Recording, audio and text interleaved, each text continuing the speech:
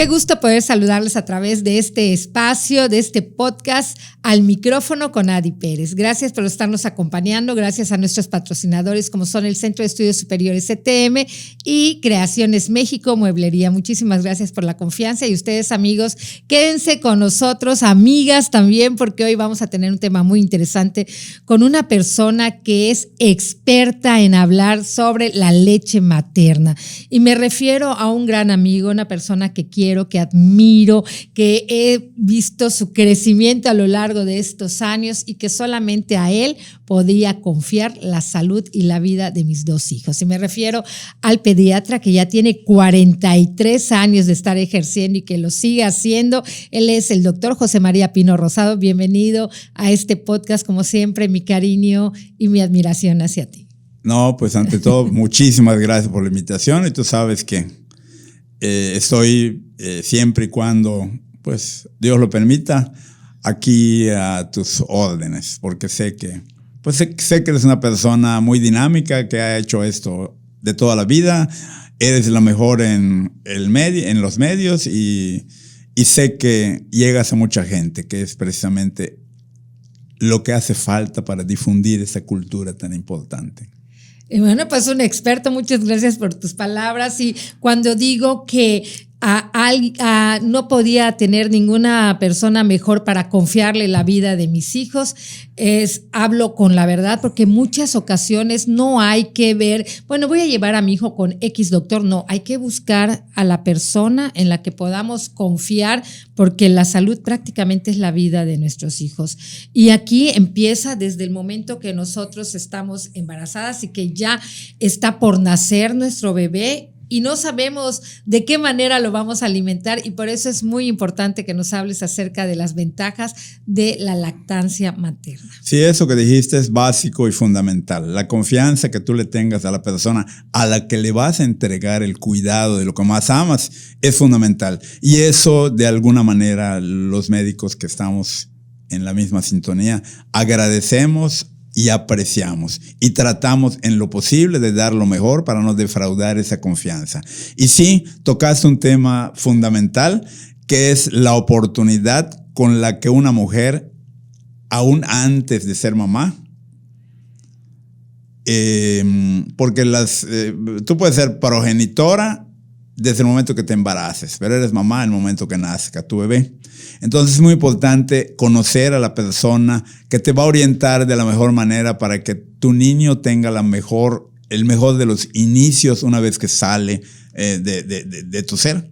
Entonces es muy importante aquí, ya que tocaste el tema, recalcar la consulta prenatal. Hace poco veía en una red social a un exalumno de mi esposa que es pediatra también, muy bueno, que su papá es ginecólogo muy bueno, y hablaba precisamente del tiempo óptimo para hacer esa consulta, que habitualmente es terminando entre el 7º y el 8º mes, por aquello que se puede adelantar un nacimiento, pero teóricamente no debe ser después de las 36 semanas, para que la mamá conozca, en el caso de que no lo conozca, al médico al que le va a confiar, al que le va a dar esa confianza de la que hablabas. Y ese médico a su vez tiene el compromiso muy importante de informar precisamente de todas las ventajas, animarla, decirle, porque lo más importante es el conocimiento que genera confianza en una mujer que va a tener un bebé. Entonces, este momento es básico y fundamental y se debe dar entre el 8º y el 9º mes, para que pediatra y mamá se conozcan, para que no sea, porque es muy triste que en el momento que están haciendo tu hijo, de repente llega una persona corriendo, poniéndose el cubrebocas, poniéndose el gorrito, y pues hasta desde el punto de vista de confianza en las cosas, es algo muy íntimo. Un nacimiento es algo muy íntimo, y que yo, si fuera mujer, no se lo confiaría a cualquiera, sino a alguien en el que yo realmente piense que es la persona idónea. Y esto es realmente importante porque cuando es la primera vez que vamos a tener un bebé, pues siempre empezamos a documentarnos, empezamos a ver qué es lo mejor, cómo me voy a alimentar, pero cómo voy a alimentar al bebé, cuántas horas de sueño deben de tener, cómo saber qué está pasando con mi bebé si llora y yo pues no habla, no sé, me voy a poner muy nerviosa porque nadie nos enseña a ser mamás, ¿no? Pero cuando se trata de la alimentación del recién nacido, siempre es muy recomendable darle leche materna. Y estas primeras horas, pues yo me acuerdo, doctor, que me decías, bueno, es que el calostro, todo esto, tiene que tomarlo el bebé desde que nace. Sí, definitivamente tocaste un tema básico que es alimentar al bebé desde el momento mismo que nace. Existe un concepto que creo que ya lo hemos tratado en alguna ocasión, que se llama la primera hora dorada o la hora de oro. Este momento, que es un momento óptimo, es un momento que debe ser muy oportuno porque estamos hablando de que cuando un bebé nace está, como tú dices, llorando, vigoroso. El cambio del medio es un cambio muy brusco que hay que aminorar todas las sensaciones desagradables que puede tener desde pasar de un medio donde estaba en la oscuridad, en un líquido amniótico tibio, a una sala de quirófanos fría, ¿sí? Fría y con mucha luz. Los sentidos de un bebé están plenamente desarrollados, oyen, huelen, ven. Hay gente que dice que los bebés no ven los primeros, es una falacia. Ven en blanco y negro, pero ven los primeros días. Entonces, ese cambio hay que propiciar que es un cambio agradable, ¿sí? Que pase de estar adentro del vientre de su mamá encima del pecho desnudo de su bebé y el pechito del niño también desnudo. Les ponemos una manta de las que previamente calentamos con las luces de la incubadora radiante, de la cuna radiante, para que ese bebé, su espaldita esté caliente. Pero obviamente hay que secar al bebé, excepto las manitas, hay que secarle la cabeza. Hay quienes ponen un gorrito para que la superficie de la cabeza es proporcionalmente más grande a esta edad que a cualquier otra edad. Entonces hay que proteger a ese bebé de que no se vaya a enfriar en una sala de quirófano o en una sala de partos muy fría. Entonces, qué mejor cambio de pasar de estar dentro del útero o de la matriz de la mamá a estar encima de la mamá. Y esto obra igual para nacimientos normales, como nacimientos por cesárea. Aquí tengo que hacer un acotamiento de que hay una epidemia verdaderamente alarmante de cesáreas. Ahorita todos los niños nacen por cesárea, casi todos. Se salvan los que van a ginecólogos inteligentes. Y aquí aprovecho para enviar un saludo no voy a decir nombres, pero ellos saben quiénes son, a Salud Primal. Félix y Brenda, no lo voy a decir. Pero son de los poquitos que piensan todavía en esto. A Oscar y a algunas personas a las que aprecio mucho porque todavía tienen el concepto del nacimiento por la vía natural, ¿sí? Y nada más operan a una mamá cuando de plano existe riesgo de que el bebé sufra adentro del vientre. Entonces, este momento se llama hora dorada y hay que aprovecharla. Porque después de que pasa esa hora, el niño duerme. Entonces es muy importante. Hablaste precisamente de los ciclos de sueño. Viene un periodo que se llama de hiporeactividad, en el cual el niño, después de que está enérgicamente vigoroso, cuando sale, como que se duerme. Entonces, si se pierde esa oportunidad, perdiste algo muy importante, ¿sí? Entonces es cuando empiezan, que es cuando generalmente los bebés son llevados al cunero. Y ese momento que están deseando estar con su mamá, están en una cuna. Pues la enfermera está allá para verlos, pero no está la mamá para acariciarlos. Yo siempre le digo, exige que tu bebé esté contigo. Si estás pagando aquí un dineral de la clínica, exige que esté contigo. Porque a veces, pues en la pandemia nos alejamos de las maternidades por razones obvias, pero pues la gente de alguna manera había que asesorarla. Entonces, lo primero que tienes que decirle al ginecólogo es que yo quiero tener a mi bebé, independientemente con nazca, apenas nazca, tenerlo encima de mí, ¿sí? Y aprovechar esa hora dorada. Esto va a permitir que se active una cosa que se llama hipotálamo. Hablabas del calostro. Para que este calostro, que es la leche de los 3 o 4 primeros días, se produzca en calidad y en tiempos óptimos, hay que hacer esto, porque si no, ¿cómo? El estímulo de una boquita que se pega al pezón de la mamá, y además lo hacen, la mayoría de los niños lo hacen, adaptan y llegan al pezón de la mamá. Y aun cuando creas que no hay succión, el hecho de que la boquita del niño acaricie de alguna manera el pezón de la mamá desencadena un estímulo que viene desde una glándula que tenemos, que es la hipófisis, hipotálamo, y que manda una orden a las glándulas mamarias para que se empiece a producir la leche y para que se secreten. Entonces, esto es muy importante. Si no se activa, entonces si se llevan a un bebé a un cunero fisiológico, entre comillas, estamos perdiendo esa oportunidad de oro. Entonces, es cuando le dan un biberón, empiezan los errores. Le dan, tiene hambre, le dan un biberón. Entonces, cuando juntan al bebé con su mamá, 2, 3 horas después, el niño está lleno, no va a querer. ¿Sí?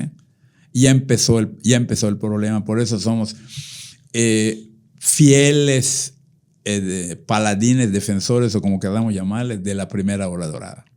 Ahora, qué bueno que se está dando, porque yo recuerdo que cuando di a luz, bueno, mis 2 hijos súper traviesos que fueron por cesárea, pero por cuestiones médicas definitivamente, no tuve la oportunidad de tener esa hora dorada con ninguno de los dos. Sí, se llevan al cunero. Se lo llevaban al cunero, pero actualmente, pues estoy hablando de hace muchos años, actualmente tú puedes decirle al médico, bueno, va a entrar mi esposo, va a estar allá en el parto, y pueden compartir este momento tan especial en que pues se están uniendo más sus vidas y su hogar con la llegada de un bebé.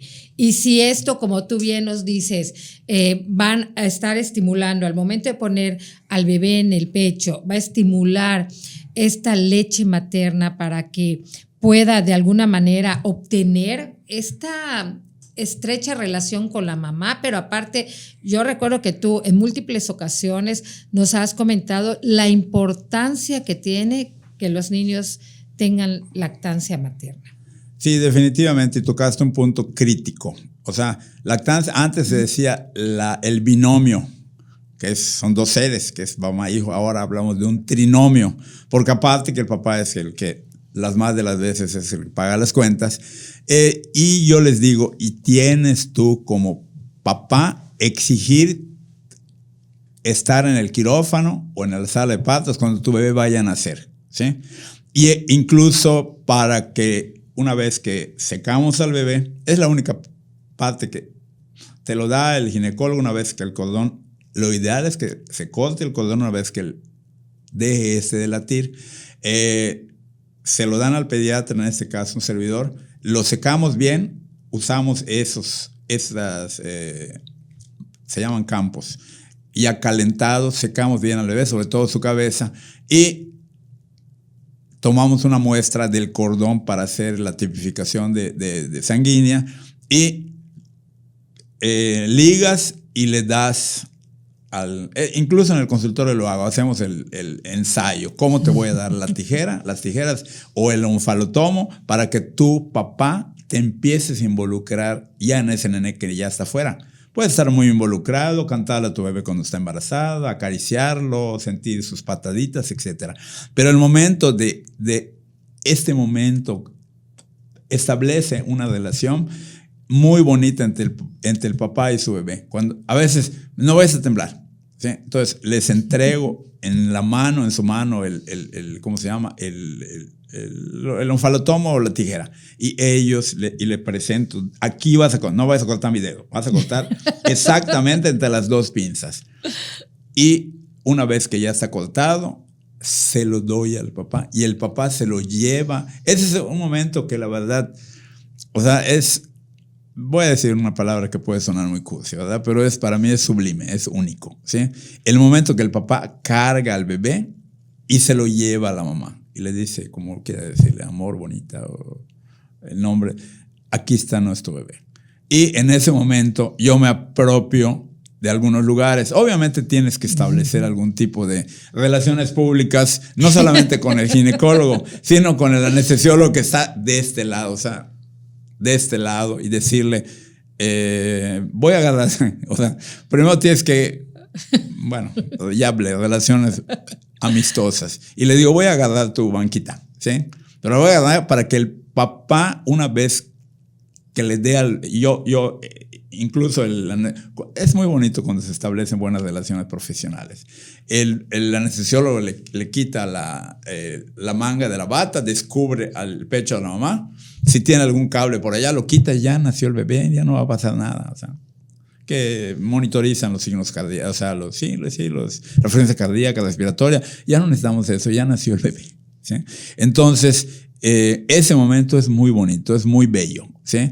Entonces, yo nada más ayudo a acomodar al bebé y en la silla donde se sienta el anestesiólogo, al anestesiólogo le digo, ya pues, yo vigilo todos tus monitores, voy a tomar tu café si quieres, voy a tomar tu coca. Y yo me voy a quedar, y saben los ginecólogos, saben los anestesiólogos que en ese momento es un momento demasiado íntimo. Muy íntimo, ¿sí?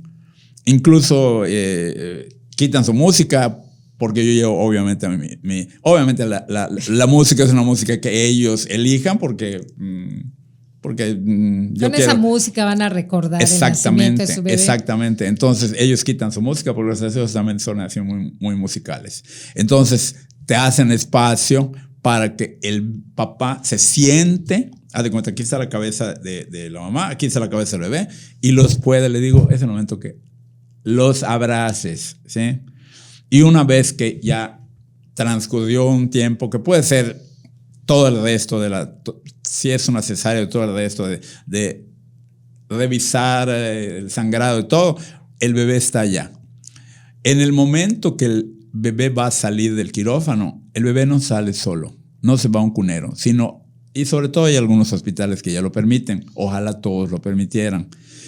Firman un documento, un hospital que está allá por la isla, firman un documento que se llama, de hecho esa fue una idea mía, y además los pediatras y neonatólogos que están allá han entendido muy bien esto, afortunadamente, y firman algo que se llama, un documento que se llama papá canguro. Entonces yo le digo, esa camisa es como de tela y son uniformes desechables, no te la quites porque abajo de ella vamos a meter a tu bebé. Y el bebé se va, en lugar de que se vaya a un cunero frío solo con las enfermeras, se va a la habitación con el papá en lo que la mamá sale del quirófano o de la sala de partos y llega a la habitación, al cuarto. Entonces, ese momento marca, la gente, me lo ha dicho doctor, eso, cuando hay patrón de comparación. O sea, eso no me lo hicieron como mi padre me dijo. Y siento que era necesario, ¿sí? Entonces, y te agradecen y lo recuerdan, y yo en ese momento pues aprovecho, digo, obviamente tiene que ser con permiso, porque ahorita todo tiene que ser con permiso, tú no puedes publicar una foto si no tienes la autorización de los papás, etc. Y establece algo que se llama vínculo, no solamente el materno ya se establece, y el paterno es muy importante. Entonces, es bonito que el papá y el nené le den la bienvenida a la habitación a la mamá. Y a ella ya continuamos el proceso y les digo, vas a estar durmiendo unas cuantas horas, no te desesperes. El llanto es el síntoma de que tiene hambre. Y allá yo me quedo hasta que la mamá esté en la habitación.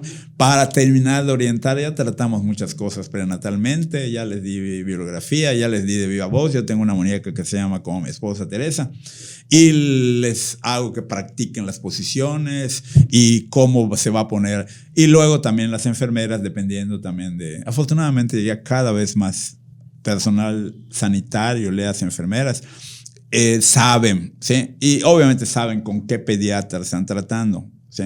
Y saben que este pediatra es prolactancia y saben que.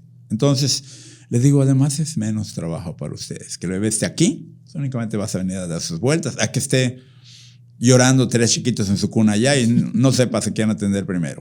Es correcto. Fíjate que cuando me dijiste que estabas enseñándole al papá dónde iba a cortar y que no vaya a cortar tu dedo, pensé que iba a decir, pero por favor no te vayas a desmayar, porque también hay papás que al estar al momento en que dan a luz, que nace su bebé, pues o se ponen muy nerviosos o también entran en pánico, ¿no? Sí, efectivamente. Esto tienes que tú conocer a la persona, decirle, estar pendiente. Yo antes de que nazca el bebé, estoy más pendiente. Digo, obviamente estoy pendiente del papá porque, solamente en 40 y tantos años solamente he tenido un accidente en el quirófano, un papá desmayado que rompió una cámara Canon de muchos miles de pesos en aquel entonces, que ni siquiera era de él, ¿sí?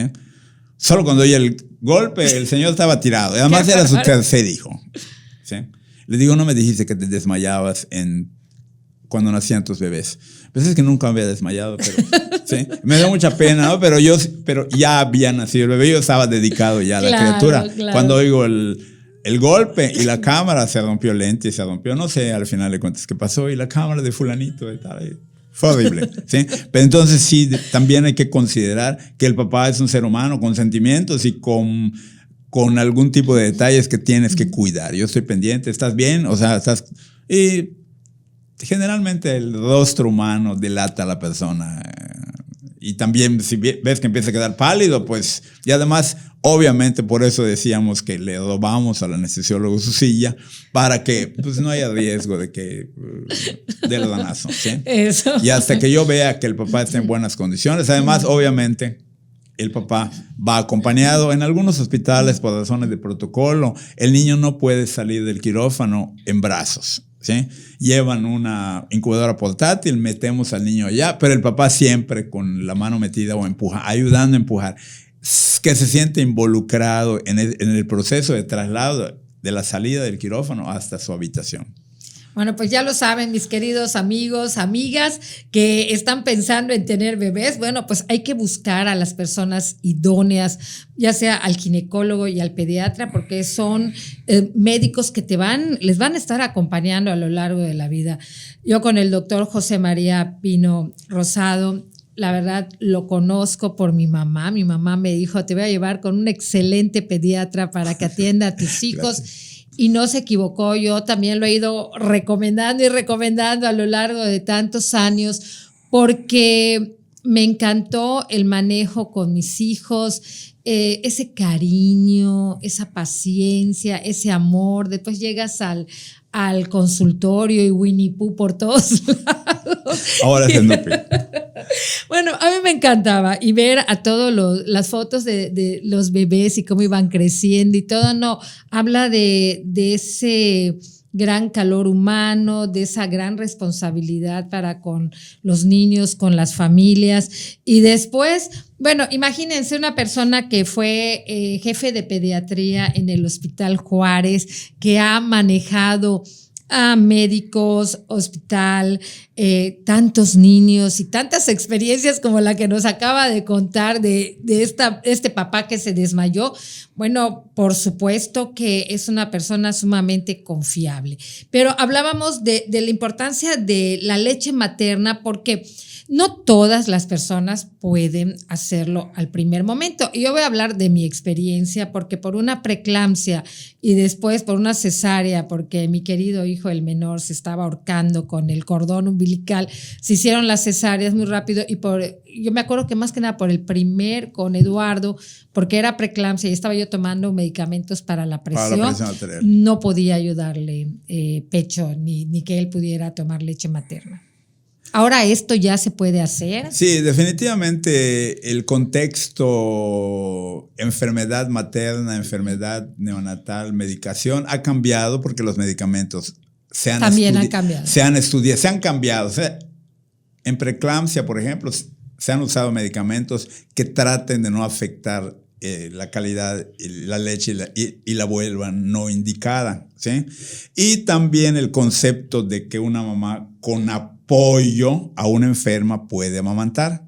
Hay programas muy interesantes. Aquí recuerdo el más significativo de estos está en Tlaxcala. En Tlaxcala, una doctora de apellido Rosaura del Valle, ella lleva personalmente a los bebés a la sala de terapia intensiva donde están las mamás que por alguna razón desafortunada tienen que llegar a ese lugar, y ella ve que esas mamás amamanten. En la medida de las... También tiene que haber un acuerdo con los intensivistas para que ella pueda poner a los bebés y lograr ese apego. Han cambiado mucho los conceptos. Han cambiado los conceptos desde el punto de vista de decir que una mamá o una en condición crítica puede amamantar.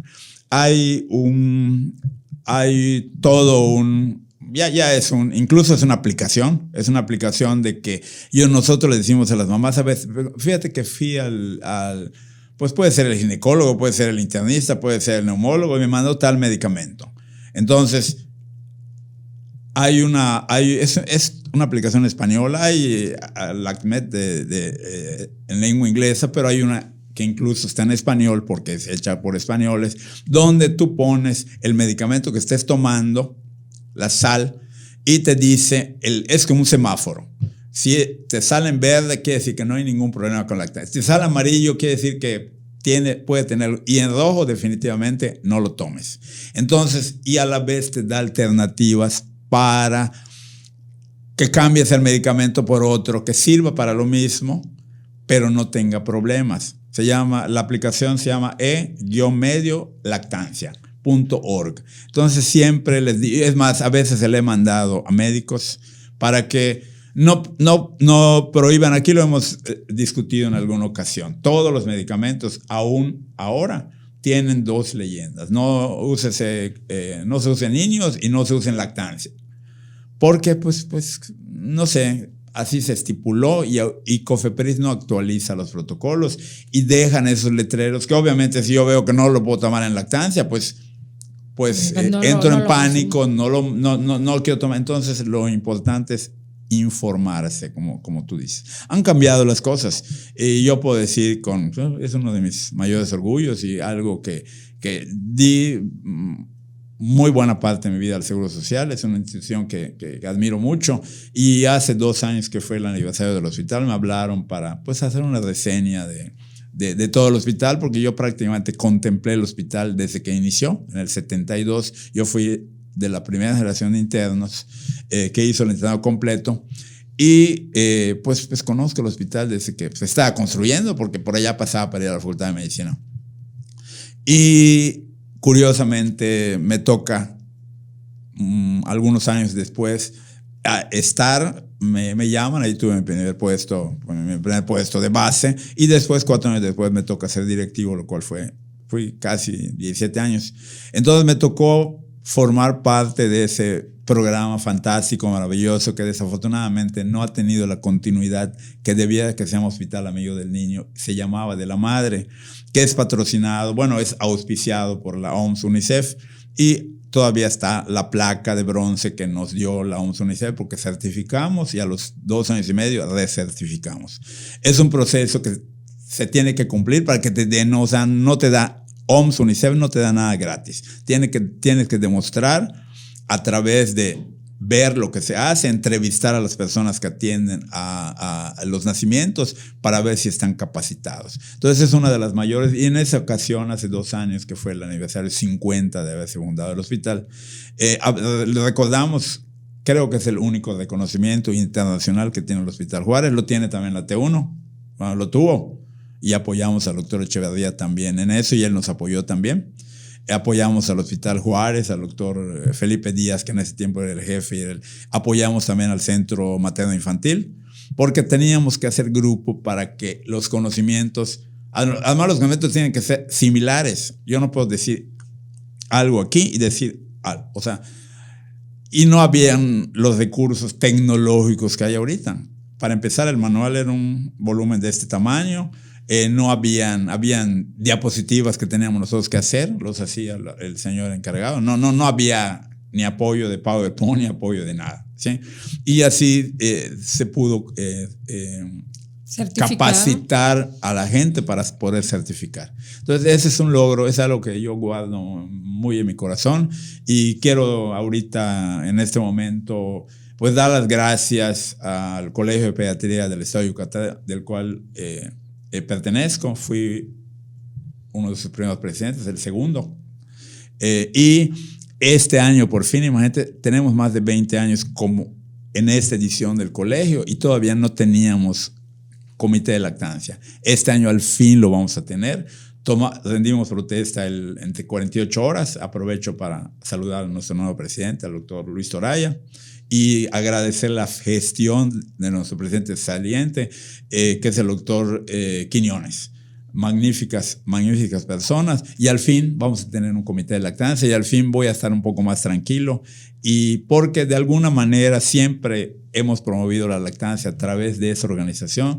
Hacemos un foro todos los meses de agosto donde nos den lugar, donde nos den posada, y este año al fin vamos a emprender. Además me pusieron a 2 doctoras muy capacitadas, y estoy feliz y quiero compartirlo contigo y compartirlo con toda la gente que nos está viendo. Pues muchas felicidades, doctor, pero para todas estas mujeres que ya dijeron, bueno, sí, voy a hacer y voy a dar por tantos meses lactancia materna, y aquí viene una controversia porque dicen, bueno, ¿cuántos son los meses que debe de darse lactancia materna?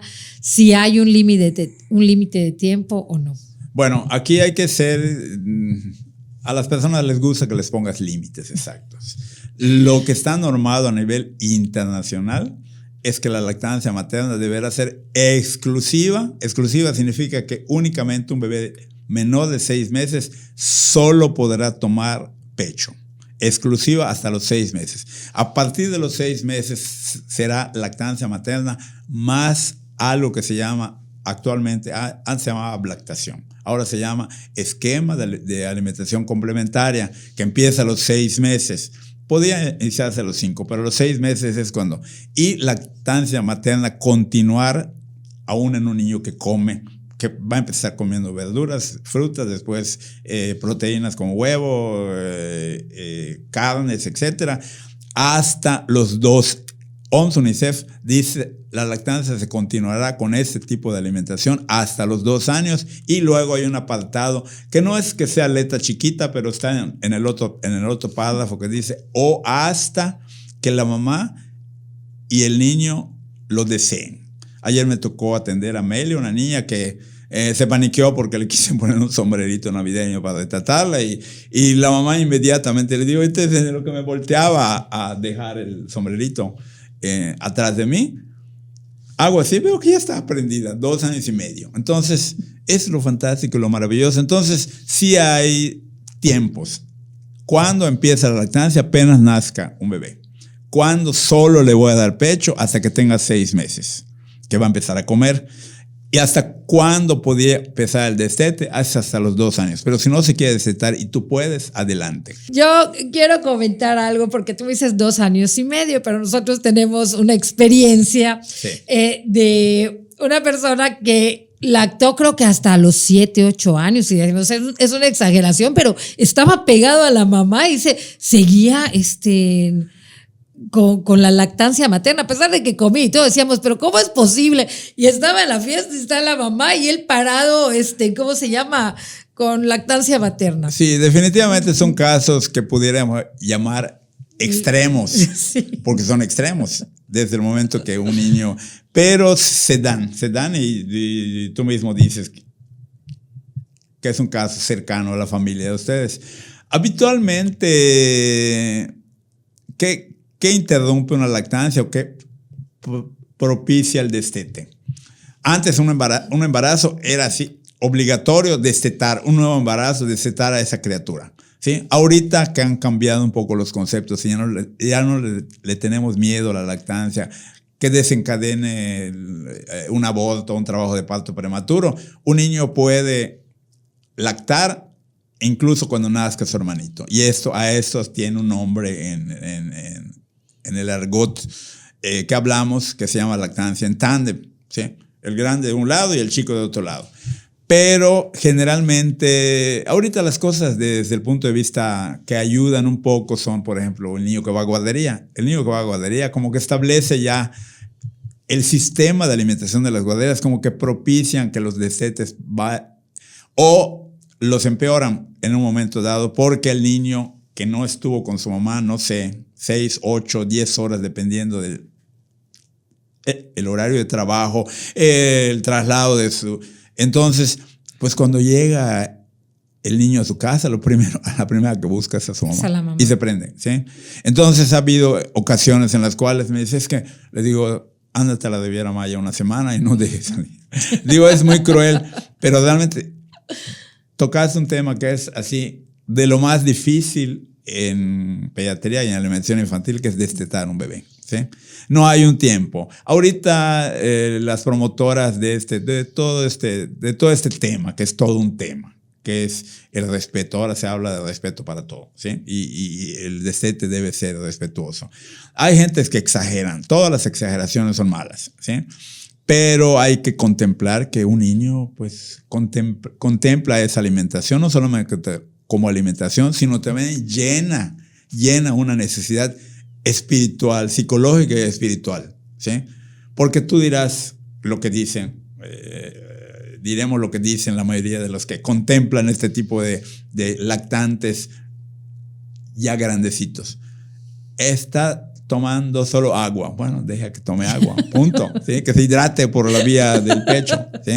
Entonces, sí, y a veces es el hermanito, cuando ven que el hermanito, cuando cambia el sabor de la leche, se convierte otra vez en calostro, ese momento que el niño, el hermano que todavía tomaba pecho antes de que naciera el hermanito siguiente, la deja de tomar porque no le gusta el sabor, ¿sí? Y yo le digo, es el momento que empieces a poner el límite, ¿sí? Y yo le digo, si puedes, y tu trabajo, tu situación te lo permite y no hay conflictos conyugales, adelante, ¿sí? Eso que dices es muy bueno y sobre todo pues decirle a las nuevas generaciones, porque ahora tú puedes, en tu trabajo hay un lugar para que tú puedas de alguna manera pues sacarte la leche, el poder, porque antes no había eso. Entonces tú decías, bueno, era un poquito incómodo porque si estabas dando pecho, dando leche materna, pues tenías que estar viendo que no te manches, estar viendo cómo hacer para poder tener esta leche y retenerla, para refrigerarla y que llegue el momento en que se la puedas dar a tu bebé. Porque pues no dejas de estar produciendo la leche. Claro, eso es muy importante. Generalmente parte de nuestro trabajo como pediatras es precisamente preparar a esas mujeres que van a volver a su trabajo algún día, a que de alguna manera se preparen algún tiempo para que tengan un excedente de leche envasado. Y generalmente le decimos, un mes antes vamos a empezar a hacer tu banco de leche. Vas a comprar una bomba, no tiene que ser la eléctrica muy cara, sino una bomba manual. Y hay gente que en el hospital, obviamente no teníamos, porque en el hospital Juárez atendía mayormente gente nequenera. Y además no existían las bombas, existían unos aparatos que eran un aparato de tortura que se llamaban tiraleches, que eran una cosa de plástico, de una bolita de plástico que succionaba y te ponía, las mamás se ponían la cosa de cristal y era muy, muy doloroso, ¿sí? Ahorita parte de la educación que hacemos con las mamás es que se aprendan a sacar la leche en forma manual y es todo. Hay toda una metodología de técnicas para hacerlo. Pero también existe la posibilidad de que compre una bomba manual, o hay la gente que lo puede hacer, comprar una bomba eléctrica, y eso es en obvio de tiempo. Hay gente que dice, mi tiempo es oro, así que sí. Y si puedo comprar uno y me conecto así de los dos lados, pero eso es en la medida que económicamente se puede hacer, ¿sí? Entonces, para que tú cuando vayas a la guardería pongas las cartas sobre la mesa y tú digas, mi bebé, eso tuvimos que hacer un esfuerzo titánico y me acuerdo que, no sé si contigo en el Canal 13 en alguna ocasión, le hicimos un reclamo a las directoras de guarderías porque no permitían que se les llevara la leche. Que llevaran la leche materna. Afortunadamente ahorita la situación ha cambiado, sobre todo las participativas que pertenecen que es a donde van los niños IMSS, permiten que la mamá lleve las botellitas de leche que va a tomar el niño mientras esté allá. Cuando llegan a los 6 meses, como que la mamá se relaja porque siente que ya va a haber 1 o 2 alimentos que van a hacer que el horario se haga más largo entre una toma y otra. Pero nada más le digo, nada más aguántate. Cuando veas a tu nené, lo primero que va a hacer, y sí, yo también, porque como tú dices, ya me estoy manchando, y sí, afortunadamente, esta situación, pues, la sociedad en general, los patronos, se ha involucrado a mucha gente, ¿sí? En el sentido de que en sitios públicos existan estos lugares que son maravillosos, que son lactarios, que son sitios así como estamos aquí, bonitos, que tengan la posibilidad en su trabajo de refrigerar la leche y que luego van a llevar en un contenedor especial con hielo para que llegue a tiempo, en buenas condiciones a casa. Entonces, esto cuando lo hacemos bien se da el proceso muy bonito. Y las guarderías afortunadamente ya lo entendieron, cuando menos las participativas, que es el 80% de los niños que yo veo que vienen de guarderías. Y las particulares, pues si no la aceptan, pues simple y sencillamente busca una guardería particular que sí lo haga, porque si estás pagando y no te permiten a lo que tú quieres, pues no es correcto. Entonces, han cambiado las políticas y esto ha sido en beneficio. Por eso yo le digo a la mamá, es que uno de los principales temores que tiene una mamá, que se engancha, por así decirlo, con la alimentación al seno materno, es pensar cuando yo vaya a regresar a mi trabajo, si no tengo suficiente, si no tienes suficiente lo veremos en ese momento, le digo. Pero ahorita vamos a concentrarnos en que reciba el mayor tiempo posible mientras tú estás y también propiciar el inicio de la formación de un banco de leche humana. Y es cuando te dicen los papás, y ya compro la mitad de las cosas, tengo que estar yendo al súper porque el congelador está lleno de bolsitas de leche. Pues sí, la vida cambia. Un bebé te cambia la vida y es una de las formas también que cambia. Porque no toda la gente puede. Hay gente que puede, incluso compra un refrigerador chico con un congelador para que sería lo ideal para que la leche pues se contaminara lo menos posible, aunque las bolsas una vez que se sellan son herméticas, ¿sí? Pero todo esto hay que enseñarlo, hay que decirlo. Afortunadamente yo tengo personas que han sido pacientes, algunas y otras no, que se llaman asesoras de lactancia o dulas, que saben esto, y cuando a veces siento que me está fallando un poquito le digo, y a veces las mamás se sienten también en confianza, ¿sí? No es lo mismo que una mamá venga y de alguna manera una mujer a que lo haga un hombre. O sea, no es ser sexista. Yo puedo con el maniquí mostrarles y todo, pero a veces cuando siento que la situación necesita, también hay que tener esa, no sé cómo decirle, esa visión de decir, fulanita de tal te puede ayudar. Y habitualmente por eso casi todas las asesoras son mujeres, ¿sí?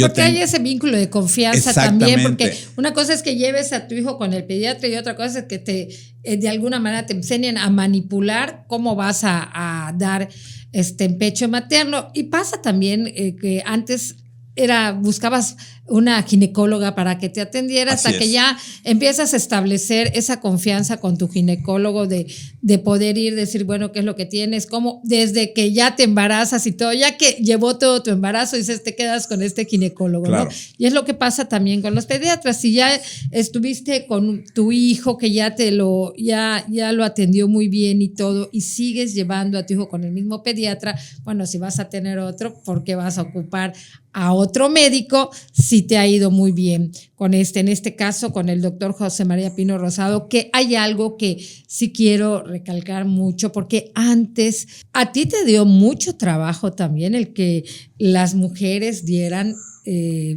leche materna, porque ya era una cosa que cuando empezó a ponerse de moda el biberón, ya no estaban dando lactancia, ya todo era con leche que no fuera del seno materno.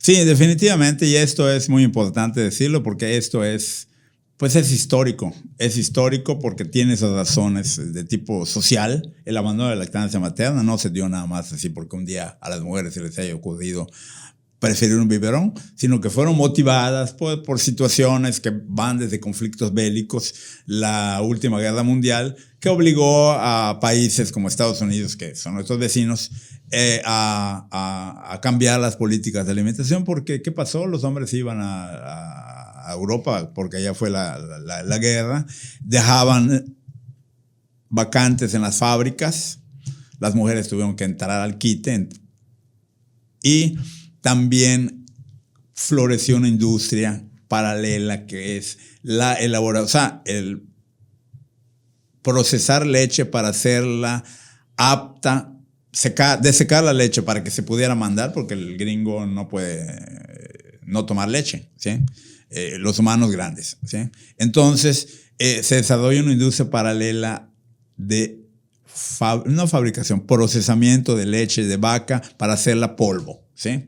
¿Qué pasó? Terminó la guerra y las mujeres tuvieron que dejar a sus bebés. Y a la vez, como ya, entonces, optar por una alimentación alterna. Entonces, ese es el inicio, ¿sí? México no fue a ninguna guerra mundial, ¿sí? Pero copiamos, ¿qué hacemos? Copiamos los que los norteamericanos hacen y europeos. Entonces, de allá viene la moda. Entonces, si los europeos lo hacen y los americanos lo hacen, quiere decir que es bueno. No era bueno, fue una razón necesaria, algo necesario, ¿sí? Las mujeres dejaron a sus bebés, se fueron a trabajar, desarrolló a la vez una industria alterna Entonces, ¿qué pasó? Esas fábricas, esas procesadoras de leche, pues no iban a cerrar cuando se terminó la guerra. Entonces vieron una veta de oro en hacer la leche más comestible para los bebés, ¿sí?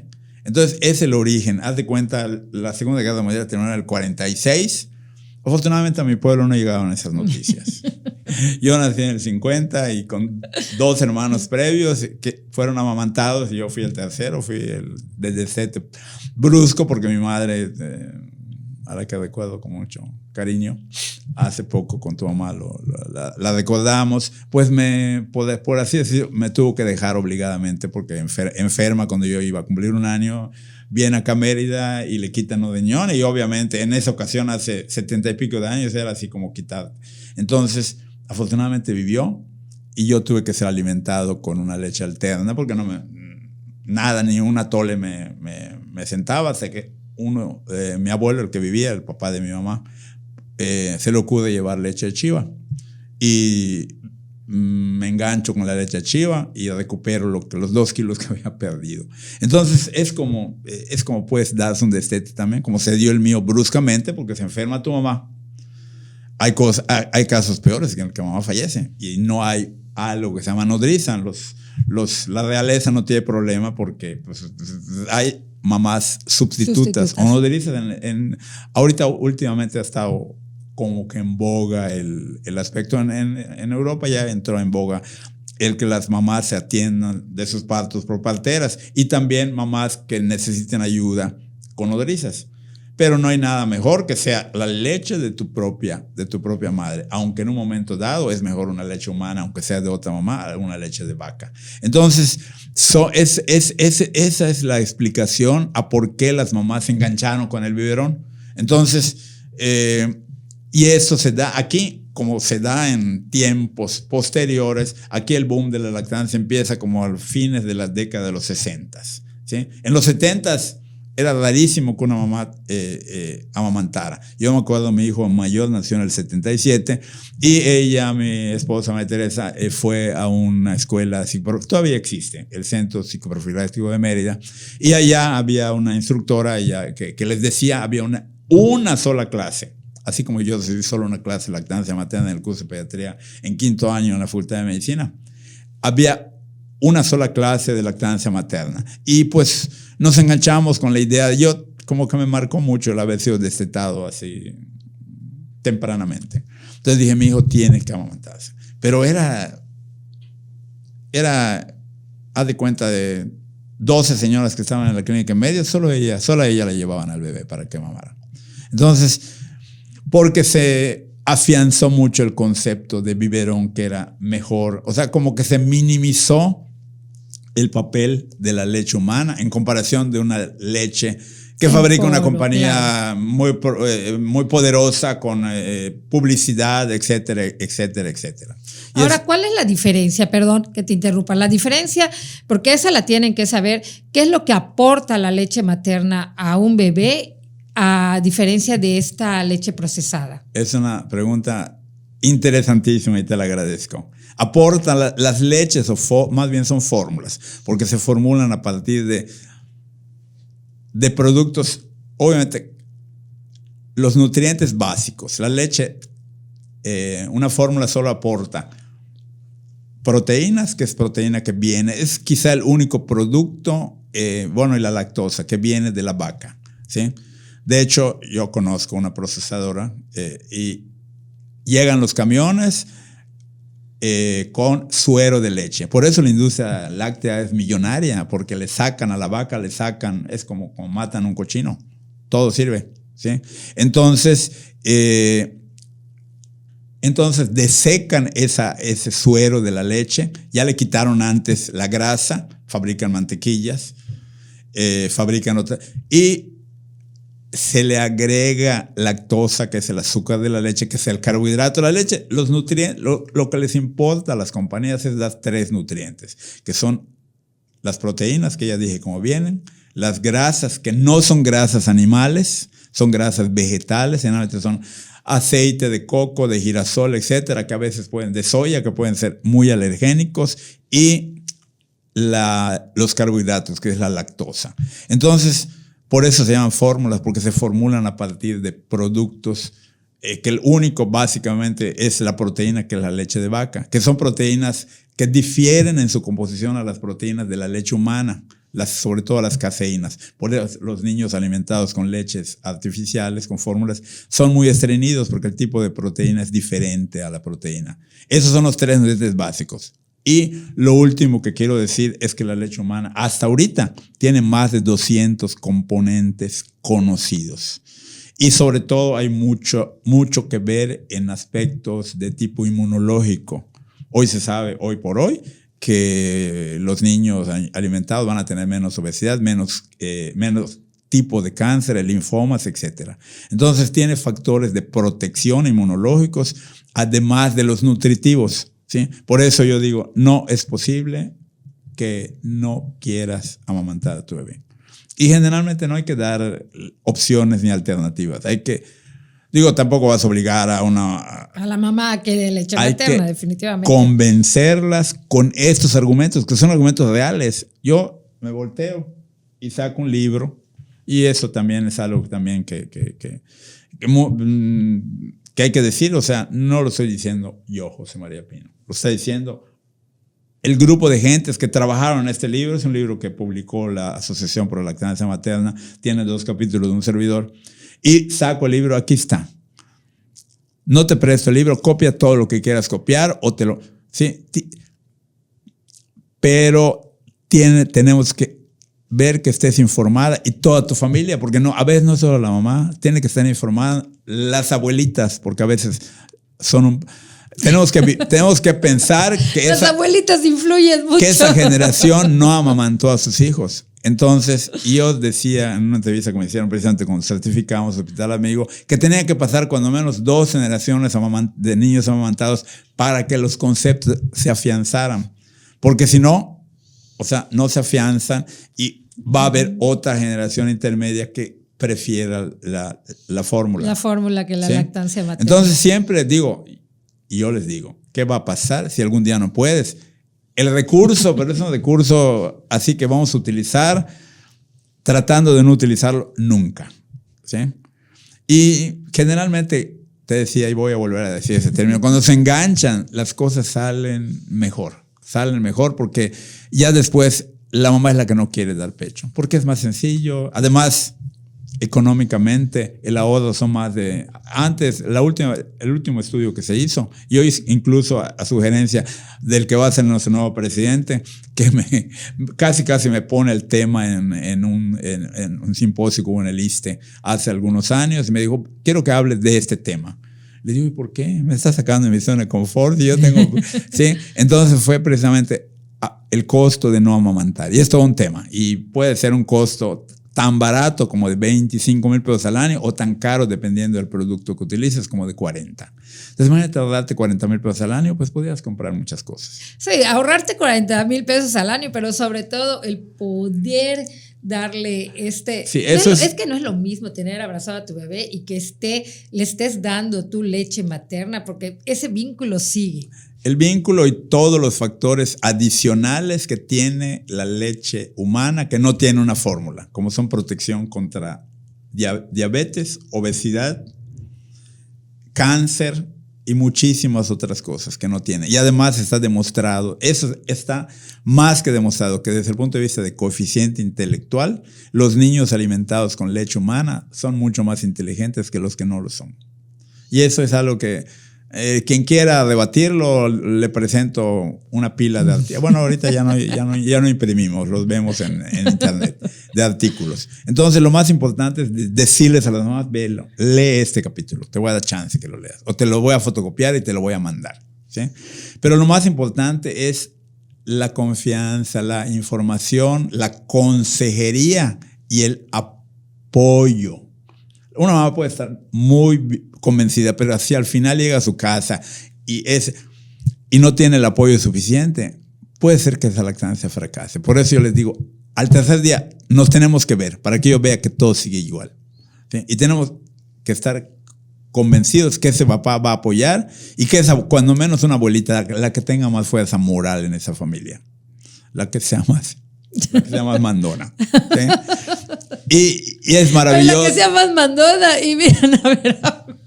No.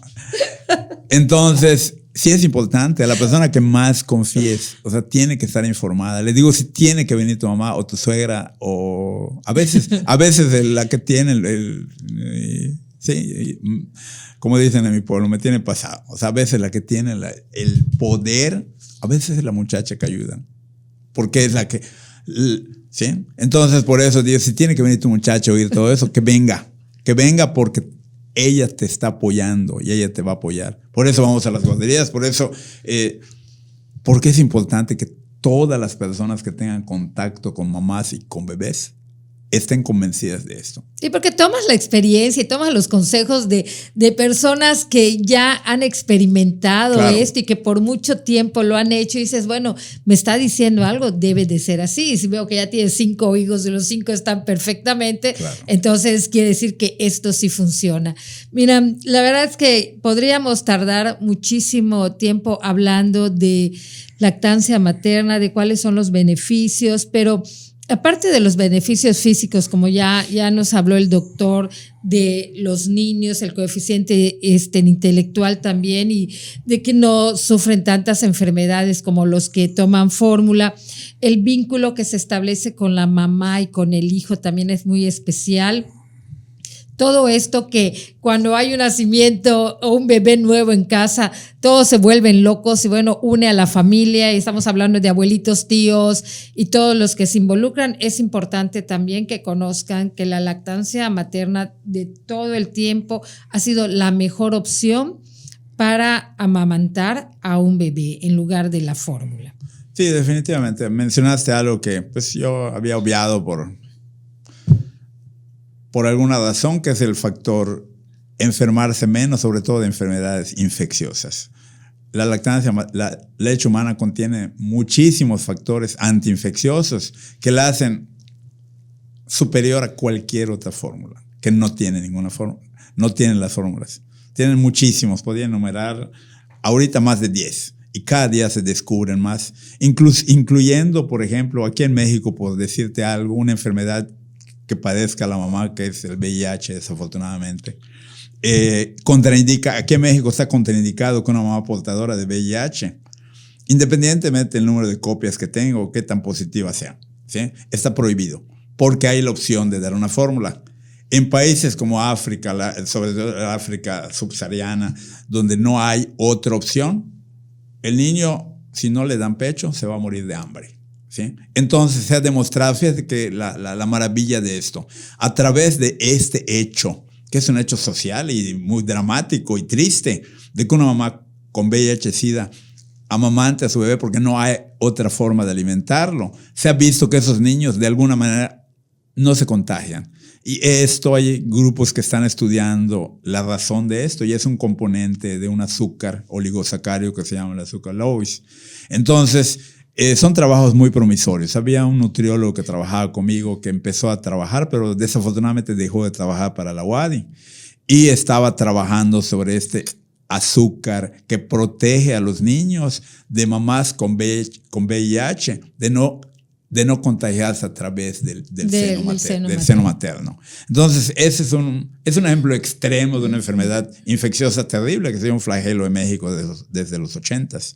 Entonces, y quiero decir aquí que a nivel del estado de Yucatán, en el Hospital Juárez se diagnosticó el primer caso de VIH-Sida en un varón, ¿sí?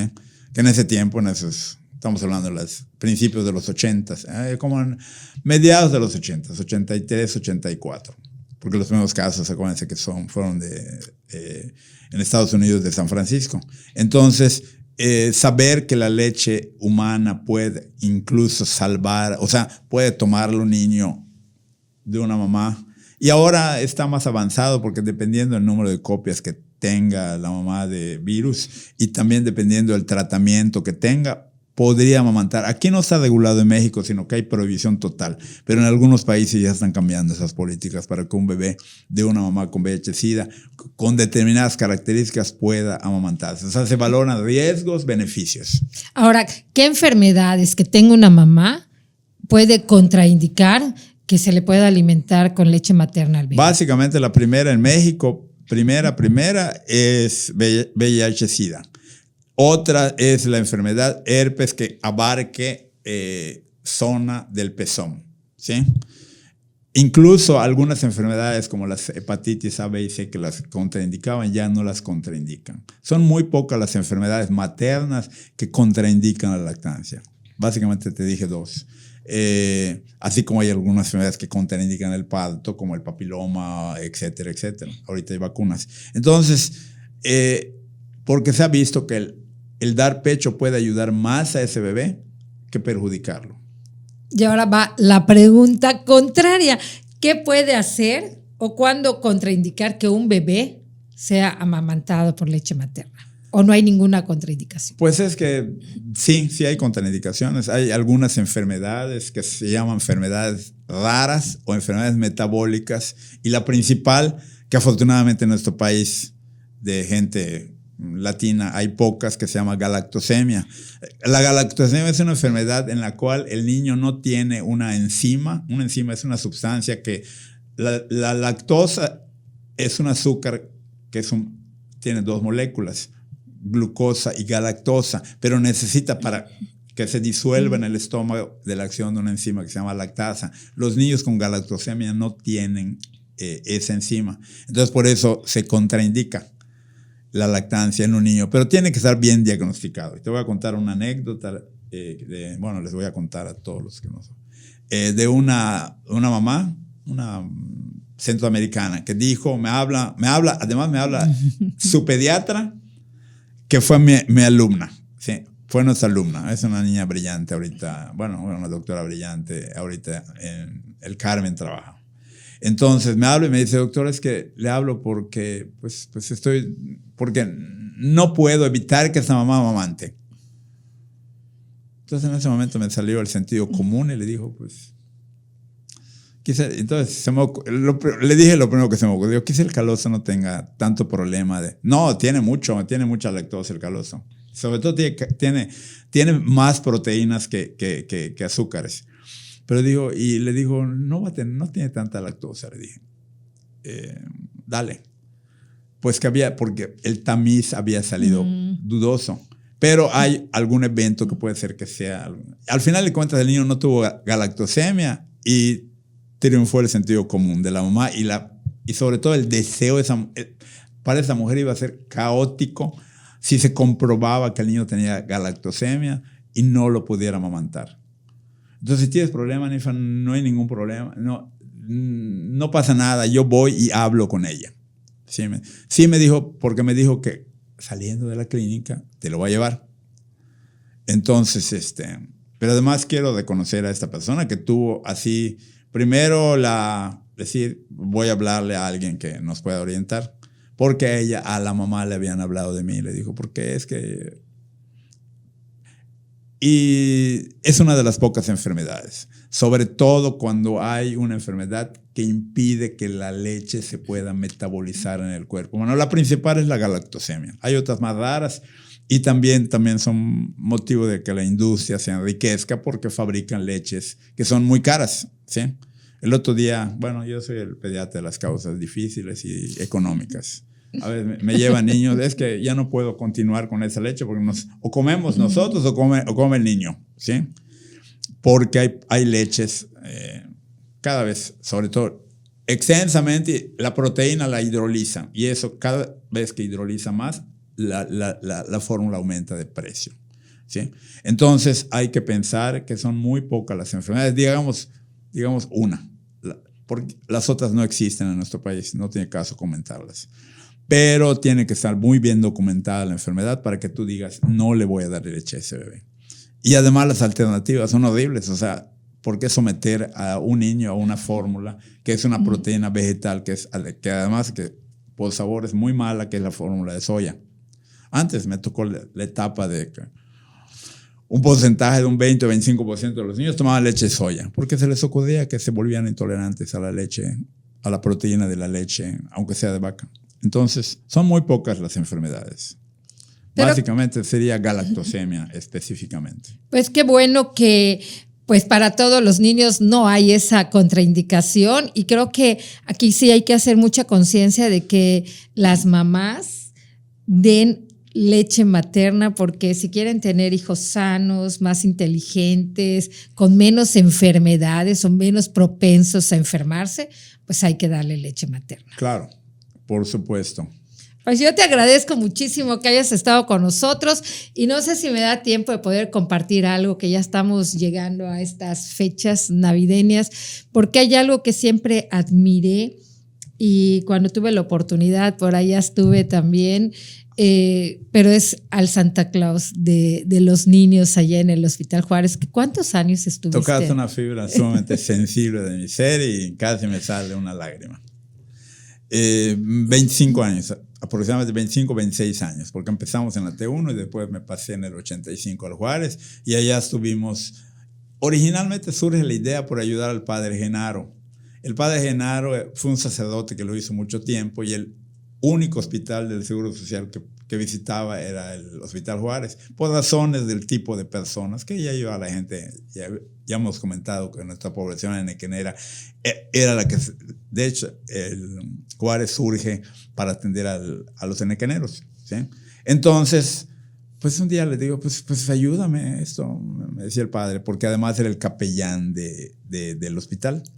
Sí, entonces un día dije, no, lo voy a ayudar, pero le voy a ayudar bien. Entonces, y surgió porque estaba yo en la T1 y allá no iba el padre, porque tenía muchas. Él empezaba a las 7 de la mañana y terminaba a las 8 de la noche.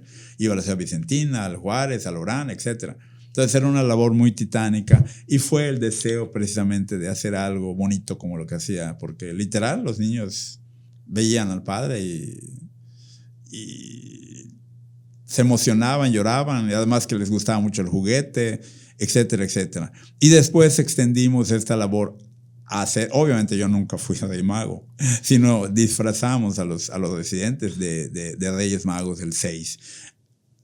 Hubo una etapa en unas monjitas de las hermanas de la Santísima Virgen de la Luz nos ayudaban. De hecho, ellas tenían novicias que eran africanas y se vestían así, tal y cual. Pero tú te vestías de Santa Claus. Yo me vestí de Santa Claus 26 años exactamente. Hasta el año de mi jubilación me invitaron y allá fue la despedida. Y después trabajé con mi hijo Samuel, que en ese tiempo era directivo del DIF estatal, con un grupo que se llama Corazones Unidos. Y en 2 o 3 ocasiones, pues igual, fui ayudado por el payaso Palillito para repartirles juguetes a ese grupo de niños cardiópatas que manejaba el DIF. Pues a mí me tocó la oportunidad de ver todo este trabajo y te preguntaría qué es lo que significó para ti el ser el Santa Claus por tantos años. Significó una etapa pues muy bonita, muy bella. Muy bella porque ves el lado que no ve mucha gente, que es dar un regalo a un niño que, primero, que está enfermo.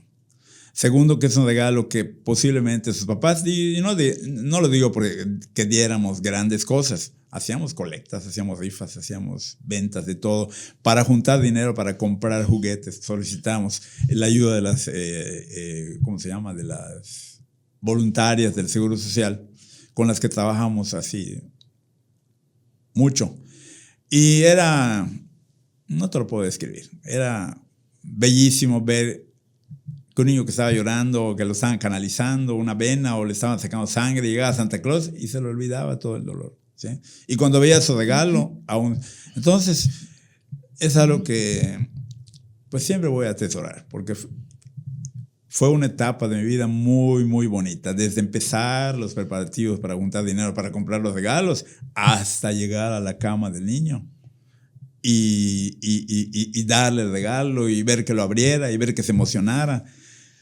Porque son niños especiales, o sea, son niños enfermos, son niños que no tienen recursos, papás, para comprarles cosas. Y yo así animaba a la gente que donaba. ¿Sabes qué?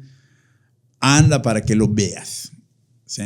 Y a los empleados les decía, si tú quieres que Santa Claus les dé personalmente el regalo a tu hijo, me tienes que traer el regalo, porque había gente que se quería colar, ¿sí? Que se quería colocar. No, les digo, los regalos están contados. Además, trataba yo de personalizarlos. Y luego ya cuando vino aquello de las camisetas,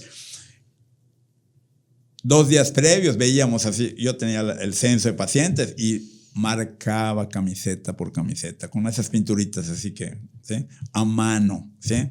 Y les ponía una campanita, la silueta de un Santa Claus, etcétera, para que todos los niños ese día de la fiesta no tuvieran su bata verde del Seguro Social, sino tuvieran su camiseta personalizada y recibieran a Santa Claus así. Entonces, ¿qué te puedo decir? Podíamos hablar de esto muchísimo tiempo. Podía yo escribir un capítulo del Santa Claus navideño y fue una experiencia fantástica, muy, muy, muy bella, muy maravillosa y que me marcó hasta ahorita, tras 16 años de no estar en el Seguro Social. Pues yo te agradezco muchísimo que hayas compartido este sentir del Santa Claus, porque yo decía, solo una persona con ese gran corazón y que quiere tanto a los niños, que digo, son de las pocas que digo, no equivocó su profesión porque vive para los niños, para que estén bien. Y cuando visitas ese consultorio con el doctor José María Pino Rosado, es una experiencia inolvidable. Así que se los recomiendo al 1000 y te agradezco que hayas estado con nosotros en este espacio, en este podcast, que hayas compartido tu conocimiento, tus experiencias y esta parte del Santa Claus que te marcó y que marcó a muchos niños y a muchas familias que estuvieron allá en el Juárez, en la T1, para poder recibir al Santa Claus, que no cualquiera tiene este feeling, este sentimiento de llevar y de decir, bueno, este pacientito con el nombre, y quitarles ese de que se sientan que están viviendo la Navidad no en un hospital, sino con Santa. Así que muchas felicidades. Yo creo que muchos papás te recuerdan con mucho cariño, muchos niños, pero eso que llevas en el corazón de haber dado tanto amor y tanto apoyo para niños que estaban pasando por una enfermedad no tiene precio, mi querido doctor. No, y además sirvió como algo formativo de mí como papá, enseñar a compartir. Eso es muy importante. Mis hijos, desde que eran chicos, iban. Obviamente a ellos no les tocaba regalo allá, porque sabían que su papá era Santa Claus. Entonces como que sirvió también para que mis hijos de alguna manera se volvieran los seres que son, humanos, ¿sí? Entonces, te digo que podíamos hablar mucho y podía yo llorar acá, pero no se trata de eso. Se trata de alegrarme porque recordaste esa etapa de mi vida que por allá sale a veces, aflora, y la recuerdo como una de las mejores etapas de mi vida. Y conste que a veces me daba trabajo llegar al niño fulanito de tal. Me tocaba la etapa en la que el niño, el último ser humano que vio aparte de su mamá, es a Santa Claus, porque ya estaba muy enfermo, ¿sí? Y luego pues hubo la idea de, ¿cómo se llama?, de ir. A veces me decía alguna enfermera, doctor, hay un viejito que quiere verle. Pues a veces subía, pero no se trataba de a los adultos. Pero, claro, se trataba de niños. Exactamente. Entonces gracias por recordarlo y aprovecho aquí para enviar un saludo en esta época en la que pues, nos volvemos mejores personas. Definitivamente. Pues te agradezco muchísimo que hayas estado en este podcast. Muchas felicidades por tratar así a tus pacientes, que no debe de ser motivo de felicitación porque todos los doctores deberían de tener esta amabilidad, este compromiso y este amor para con todos. Pero muchísimas gracias por haber estado aquí en Al Micrófono con Adi Pérez. A ti, muchas gracias. Amigos, pues ya llegó el momento de decirles hasta el próximo miércoles. Gracias por habernos acompañado. Gracias a nuestros patrocinadores, el Centro de Estudios Superiores CTM y Creaciones México Mueblería, por hacer posible que podamos compartir parte de los conocimientos de nuestros invitados, como en esta ocasión el doctor José María Pino Rosado. Él es pediatra, que nos habló acerca de la leche materna. Muchísimas gracias. Un besote y nos volveremos a ver y escuchar en otro podcast de Al Micrófono con Adi Pérez. Y les recuerdo que nos sigan a través de nuestras redes sociales. En Spotify estamos ya transmitiendo conjuntamente con YouTube este programa o este podcast, pero estamos en TikTok y en Instagram. Gracias y nos estaremos viendo y escuchando el próximo miércoles.